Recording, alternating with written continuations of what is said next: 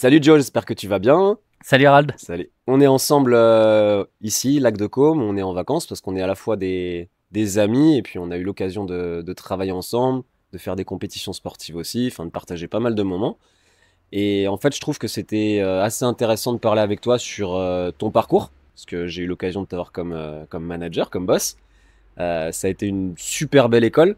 Je trouve que tu as transmis beaucoup d'éléments extrêmement intéressants sur le milieu de la finance, sur la façon de manager, sur un environnement international. Donc l'idée, c'est de prendre quelques insights par rapport à ton parcours et puis avoir quelques éléments sur ta vision peut-être de la finance, des éléments que tu pourrais trouver intéressants pour des gens qui sont aussi en finance, qui managent, qui peuvent être des directeurs financiers et aussi qui peuvent quand même implémenter une dimension assez technique, assez IT aussi, puisqu'on parlera toujours un petit Mhm, peu de BI. tout à fait. Donc je trouve que c'était assez intéressant et puis on est dans un cadre qui s'y prête. Donc je te laisse t'introduire un petit peu, nous donner un petit peu de contexte déjà peut-être sur ton parcours. Moi je t'ai croisé quand tu étais chez Lennox, mais je pense qu'avant tu avais, déjà une vie assez dense professionnellement. De mémoire, tu étais en Hollande. Est-ce que tu peux te réintroduire, nous donner quelques éléments? Ouais, Ça tout nous à fait. intéressera. Avec plaisir. Moi, j'ai commencé ma carrière financière avec un DUT GEA, DUT de gestion qui était assez complet et qui m'a vraiment aidé à mettre des très bonnes bases sur la suite des Ouais. aventures. C'était à Lyon 1? C'était à Non? Lyon De 1, mémoire, ok. à la Doua, à Lyon 1. Ouais. J'ai ensuite voilà, eu la chance de continuer avec un IUP de management, un master de management, Ok. et en alternance, et je suis rapidement arrivé dans l'élément industriel. Chez Areva, TED à Ouais. l'époque, une grosse entreprise sur Villeurbanne, euh, Qui fait quelle activité? Peut-être qui que c'est était dans connu, la mais pour les gens. production de disjoncteurs industriels. Ok. Donc destiné aux centrales nucléaires, destiné Mm. au réseau électrique. Ok. Et puis rapidement dans le monde de l'HVAC, donc Heating, Ventilation, Air Conditioning, un monde qu'on pourrait mettre en parallèle avec l'automobile un petit peu. C'est beaucoup moins connu dans un sens. Donc ça veut dire Euh, rigoureux, cadencé. c'est C'est quoi le parallèle? industriel, c'est Ok. processé. Donc là, c'était chez Lennox, Ouais. où j'ai travaillé pendant une quinzaine d'années. Donc un environnement extrêmement intéressant, où j'ai rencontré aussi des gens qui m'ont donné la chance de pouvoir évoluer. Et là, j'ai pu notamment diriger une filiale de distribution en Hollande. Ok. Donc en effet, une partie internationale basée en Hollande, travailler aussi en Allemagne, sur l'Angleterre, sur la Belgique. Ah, Donc donc un environnement vraiment extrêmement international avec des cultures comme différentes. Ça reste européen, mais ça reste une exactement, barrière de la langue, comme une barrière de la culture. exactement. Et même si bon voilà, on est en Europe et c'est Ouais. une chance d'ailleurs, cette Europe dont on en parle beaucoup aujourd'hui, mais de pouvoir aussi librement y accéder et y travailler, Mm, mm, mm. mais avec des cultures complètement différentes entre voilà la France, la Hollande, l'Allemagne, vraiment des éléments qui m'ont vraiment intéressé et spécialement dans le management aussi, parce qu'il faut y avoir une approche de construction assez adaptable. Ok. Donc Donc voilà. t'as vraiment eu cette expérience. Donc finalement, j'ai presque envie de dire dans une seule entreprise, parce que si t'es resté 15 ans, vu l'âge que t'as presque fait que ça, mis à part ton alternance chez Areva. Euh, Au niveau de la finance, du coup, quel rôle, là tu nous as parlé un peu du côté multiculturel, au niveau de la finance, est-ce que tu peux nous en dire un petit peu plus sur ce que tu faisais, quelles étaient tes fonctions, et puis nous donner les éléments qui, toi, te paraissent intéressants, encore une fois, hein, Ouais, en effet, t'as libre quoi. j'ai été à des postes de direction financière pendant une petite dizaine d'années sur cette Ouais. période-là, avec des équipes plus ou moins importantes. Je pense que c'est vraiment quelque chose qui se construit d'abord, construire son équipe, finance, construire ses process, travailler en lien avec la stratégie de l'entreprise. Mhm. Dans tous les projets que j'ai eus à l'étranger et puis ensuite en France, avec une organisation un peu plus complexe, je pense que c'est important d'avoir une base qui est assez claire. Ça va Mhm. être la stratégie de l'entreprise. Que les gens Euh, sachent où est-ce qu'ils vont, en fait, exactement, qu'ils ont ouais, besoin de suivre un peu le capitaine, quoi. S'il n'y a pas exactement. ça, Et cette stratégie, ensuite, nous, on a un rôle de déploiement et ouais. d'accompagnement aussi des équipes. Donc, c'est pour ça qu'on va aussi, en tout cas dans mon cas, Mhm. chacun amène aussi sa particularité dans son style de Mhm. management, Mhm. dans sa vision aussi de déploiement d'une stratégie. On va amener ces pierres-là. Donc, moi, j'ai une affinité IT assez importante. Mhm. Donc, quand j'ai construit l'équipe finance avec le reste de mon équipe aussi, d'ailleurs, les managers comptables, les managers clients, etc. Mhm. On fait pas ça tout seul. Mais si Non, on a c'est une clair. vision commune, et moi j'ai une affinité IT, toujours eu. Là, on va essayer de recruter des gens qui ont aussi cette affinité, qui vont nous aider et travailler avec des partenaires qui ont ces affinités. Aujourd'hui, dans le monde bah, digital, automatisation, etc., on trouve beaucoup de gens. Et sur des sociétés industrielles avec beaucoup de process, finalement, Ouais. c'est pas si compliqué parce que on travaille avec des gens qui ont l'habitude de Oui, des suivre des très règles, rigoureux. Ouais, suivre tout à des fait. policies. Ouais, ouais. C'était un groupe, c'est un groupe coté en bourse, le Lennox. Ouais. Donc finalement, ramener de la data, de l'intelligence, business intelligence dans ces environnements, c'est assez simple. Ça reste adaptable. Et du coup, tu viens de dire quelque chose d'intéressant, c'est que c'est un milieu qui est processé, donc les gens, c'est assez facile finalement de venir implémenter de la business intelligence, de l'automatisation, etc. Mais est-ce que du coup, c'est pas un petit peu compliqué derrière d'amener un peu de l'innovation, tu vois, au quotidien? Moi, je me souviens, bah, tu étais mon manager, et je trouve que tu avais laissé une très grande latitude sur ce que je pouvais faire. En fait, il y avait vraiment des rendus, des KPI que tu suivais, qui étaient peut-être bah, évidemment la qualité des clôtures, le timing des clôtures, etc. Mais je trouve que tu avais laissé une part très large à l'innovation. Je Mm. pèse mes mots, tu vois, parce qu'on est dans Oui, l'industrie, mais et du coup, comment tu fais pour, je trouve, vachement bien aligner le côté, bon, bah, c'est de l'industrie, il faut que ce soit processé, il faut que ce soit cadré, il faut que ce soit structuré. Et puis d'un côté, bon, bah, vas-y, tu peux quand même créer de l'innovation. Et ça, c'est dur dans le milieu de la finance, tu vois, parfois, parce que c'est pas un milieu qui est super innovant, tu vois. Et comment tu oui, fais? Bah, je trouve que tu as ce bon mindset de me dire, bah, vas-y, fais un peu ce que tu veux, mais attends, oublie pas ça. Et le juste équilibre, tu le tenais bien. Et ça, je trouve ça exactement. super intéressant. Bah là, c'est vraiment, je pense, assez personnel dans ma vision du contrôle et Mm, mm. de l'innovation. J'appellerais même ça de la création parce que mon point de vue, c'est qu'il faut laisser la liberté aux personnes de s'exprimer. C'est comme ça qu'on a des bonnes idées, c'est comme ça qu'on Mm. avance sur des solutions innovantes. Et même en finance, où on peut se dire, bon, une direction administrative et financière, on l'associe souvent à la comptabilité, Oui. ce qui est une base extrêmement importante pour ce qui va s'ensuivre ensuite, Mm, mm, la partie un peu fun, business intelligence, mm, contrôle de gestion, etc. Un peu plus soft, mais pour que ça soit le cas, il faut que les gens aient cette latitude. mm, mm. Et en effet, il est assez simple finalement de contrôler voilà, un délai de clôture, Mm. on sait, on a des deadlines, Ouais, ça un nous était rappelé de rendu, toute façon, si un c'était pas. rapport, etc. hein. Il faut le faire sérieusement et Ouais. arriver à le faire correctement. Mais finalement, dans ma vision, la créativité, euh, c'est quelque chose qui est important parce que ça permet aux personnes avec qui on travaille de Mm. s'épanouir. Ah, de se sentir bien, Ça c'est permet vrai. au manager aussi, dans tous les cas, d'apprendre beaucoup de choses parce qu'on est loin de tout connaître et crois-moi, en 10, 15, 20 ans de carrière, on en apprend tous les jours. C'est clair. Et cette liberté qu'on donne aux gens, en fait, elle est vraiment, Elle est elle très nous est rendue. valorisable. Ouais. Elle nous est Pour les rendue. deux côtés. Ouais, tu vois, comme tu dis, c'est vrai, elle t'est rendue. Et je Ouais, rajouterais que c'est vrai. on a vu les évolutions hein, quand j'ai commencé il y a 20 ans. Mm. On était sur des systèmes d'implémentation assez durs. Ça continue aujourd'hui, hein, du SAP, Mm, mm. du logiciel de gestion, etc. Donc quelque chose qui va amener à analyser nos besoins, remettre en place certains process, voire en changer d'autres. Depuis 3 4 ans, on est vraiment sur quelque chose d'évolutif qui va très très très vite, avec beaucoup de solutions externes qui Mm, mm, s'implémentent mm, assez rapidement. Euh, 6 à 12 mois, on peut avoir un projet IT qui qui est sort mise en avec place. vraiment des choses. Et sur du consultant qui va être plus indépendant et quand on a une organisation mature, si c'est du reporting, du dashboard, etc., en 2 mois, on peut avoir des résultats vraiment impressionnants aujourd'hui Ouais, c'est avec de vrai. l'aide. Bah, super, tu fais un parallèle justement avec l'activité qu'on a chez Apage, Mm. business, intelligence, automatisation. On n'est pas là pour faire la pub de ça, mais en effet, c'est ce parallèle qui fait sens. Et là, on a vachement parlé de finance, donc on a senti que toi, tu avais aussi un côté, bah, finalement, tu laissais beaucoup de liberté aux gens. Et t'en as pris aussi, puisque tu as un parcours. Donc là, pour l'instant, on dit rien, mais tu vas remettre les pieds dans la finance sur des projets très, très, très intéressants. Et entre les deux, tu as aussi, bah, t'as été entrepreneur, tu as monté Ouais, une activité, tu as une activité. C'est exactement. quoi? C'est ce côté justement très ouvert d'esprit qui t'a poussé à dire allez, je tente ça parce que c'est quand même impressionnant. Tu fais, t'es directeur financier, tu vas retourner dans ce milieu de la finance sur des projets passionnants. Et entre les deux, tu as quand même une activité entrepreneur dans Ouais, l'artisanat.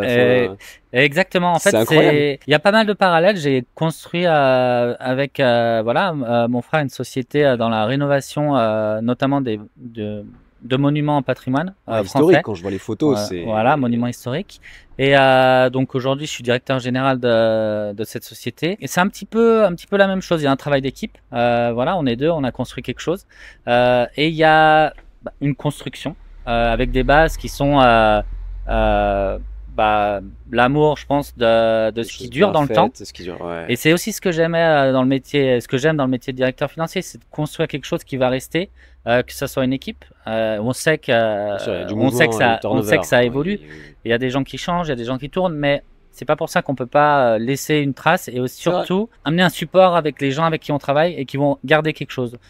Vraiment dans le partage, j'aimais bien cette dynamique où on dit on va pas simplement réaliser un reporting, aider le management à piloter son activité. On va en plus de ça faire évoluer les gens, les aider à se développer et du coup nous développer nous-mêmes. Donc dans la création de cette société, il y avait cette continuité. Il y a cette continuité. Il y a aussi faire quelque chose qui dure. Rénover un bâtiment, ça va durer entre 50 et 100 ans. Et puis tu as le visu encore une fois. Et la réalisation, exactement. Tu as un visuel où tu te dis c'est concret, c'est voilà ce que j'ai fait quoi. Et il y a une part de créativité aussi qui est forte et de goût de l'esthétique. Et je pense que c'est le cas aussi en finance. Et c'est pour ça que je dis qu'il y a beaucoup de parallèles à faire. Souvent, on met en opposition des types de business, des types de management. Mais en fait, pour moi, c'est vraiment tout un mélange et une histoire d'harmonie et d'équilibre entre tout ça qu'il faut trouver par rapport à nous, ce qu'on aime. Et c'est pour ça que dans toute activité, il faut déjà savoir ce que nous, on aime pour pouvoir arriver à le déployer d'une manière assez sereine et efficace et claire. En fait, être bien à l'aise avec ce que tu fais. Exactement. Et là, en fait, il y a beaucoup de parallèles à faire dans, construire des choses, réparer des choses, améliorer des choses physiquement. Et c'est le cas, quand on va refaire une toiture, réparer une église, ou alors faire un graphique qui va aider ou réparer un reporting qui était cassé. Réparer un reporting. Ce qui nous arrive aussi parfois, c'est cassé. C'est cassé, on répare. Mais tous les DAF connaissent. C'est des outils en fait. Donc quand on a la mallette à outils, on a la bonne boîte à outils. Et dans la création de mon entreprise de réparation, la première chose que j'ai fait, c'est l'investissement pour avoir les bons outils. Je me souviens. Les bons outils. CAPEX, beaucoup de CAPEX. Et la direction financière, elle fait ça aussi. Elle aide à l'investissement. Et plus que ça, aujourd'hui, elle va trouver les bons outils qui existent sur le marché. Et ça, c'est vraiment important parce qu'un directeur général, il n'a pas forcément cette écoute. Il va être plutôt sur la partie commerciale, développement stratégique. Et les outils, quelque part, ça va être moins son rôle. Et dans ses fonctions de finance, business transformation, business development, il y a un vrai rôle à ça. Quand on aime. Donc trouver les bons outils, partir sur des bonnes bases qui vont être sur la stratégie et après construire quelque chose qui va être pérenne avec des gens en qui on a confiance. C'est ton frère. Et ça a permis de créer une base sereine. Exactement.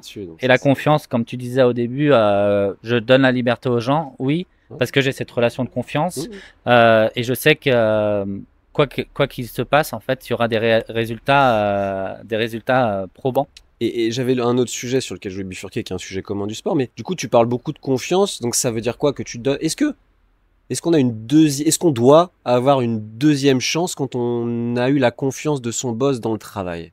Une deuxième chance? C'est-à-dire que tu m'as donné, par exemple, ta confiance. J'ai fait une erreur ou, sans parler de trahison, on n'est pas dans le personnel, mais j'ai un peu, tu vois, cassé ta confiance initiale et que tu m'avais donné. Est-ce que toi, t'es plutôt du genre à dire, bon, ok, je vais essayer de comprendre, de voir pourquoi, il y a peut-être des raisons, peut-être que c'est de ta faute, peut-être que c'est... Est-ce que tu laisses ta confiance ou est-ce que je dis, voilà, je fais partie des rares gens qui donnent vraiment, entre guillemets, j'utilise un mot assez commun, open bar, et ensuite, boum, je referme si ça n'a pas marché, ou alors au contraire, tu te dis, non, mais c'est de l'humain, c'est compliqué. Non, l'erreur, on en fait tous, et ce qui est important, c'est d'apprendre et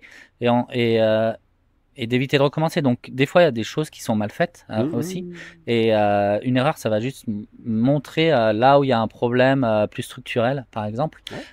Et non, la confiance, à un moment donné, quand on est respectueux, intègre et éthique, il y a aussi la bonne démarche, des valeurs qui sont importantes. Il n'y a pas de problème. Maintenant, quand on va parler de de fraude, de Oui, choses qui c'est vont même plus, au-delà, on rentre dans le c'est autre légal chose. et c'est même plus un sujet Exactement. d'humain au sens Maintenant, large. les erreurs, au contraire, il faut en faire parce que le plus on en fait, bah, le plus Mmh.